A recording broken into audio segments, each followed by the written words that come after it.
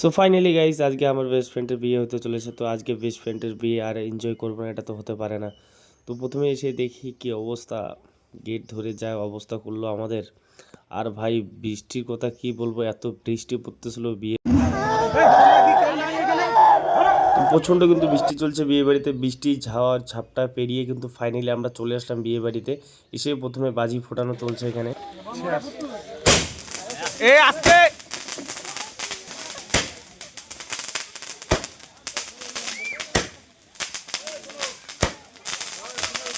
So বাজি ফাটানো শেষ, এখন এদিকে দেখতেছি বরের শালিকাগুলো মিষ্টি নিয়ে হাতে রেডি, আর এদিকেও বর এন্ট্রি মারার জন্য প্রস্তুতি হয়ে গেল।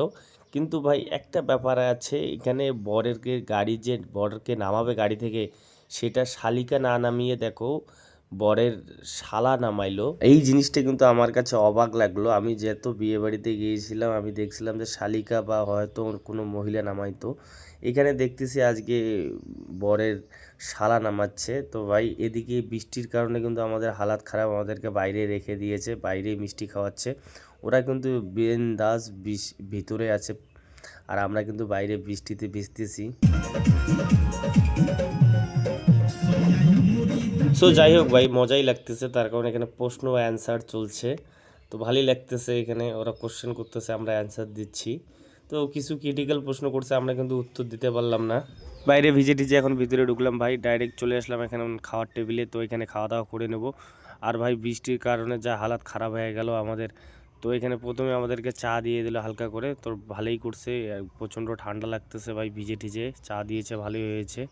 তো বরের সাথে আমি এখানে কিছু ছবি টবি উঠে নিলাম। আর ওইদিকে দেখলাম নতুন বউ চলে আসলো ভাই খাইতে।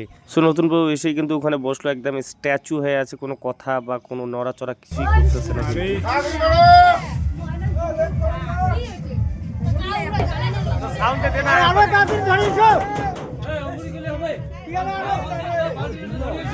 তো দিকে বর আর বরের জাইম্বুকে বসায় দিল কিছু গিফটের জন্য। তো কিছু গিফট নিয়ে আসবে, তো এখানে বারবার করে কিন্তু বরের যে জাইম্বু আছে চিল্লাইতেছে গিফট নিয়ে আসো, গিফট নিয়ে আসো।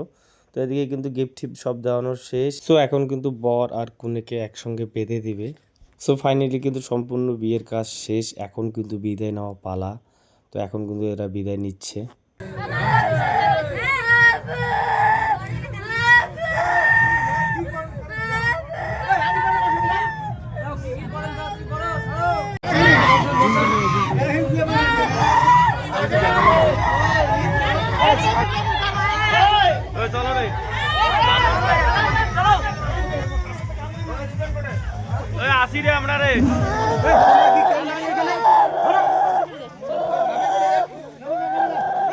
তো ভাই মেয়ে এদিকে কিন্তু কেঁদে ফাটিয়ে দিল ভাই, যা কাঁদলো কিন্তু সত্যি এই ব্যাপারটা কিন্তু একটা ইমোশনাল।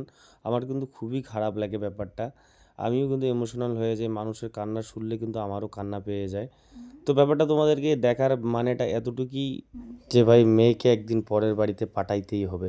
সো আজকে কিন্তু বৌভাত ভিডিওটা ভালো লাগলে লাইক করে পাশে থাকবেন, আর বৌভাতের ভিডিও কিন্তু আসতে চলেছে, আপনারা ফলো করে রাখবেন, যারা এখন অবধি ফলো করেন নাই তারা কিন্তু ফলো করে রাখবেন।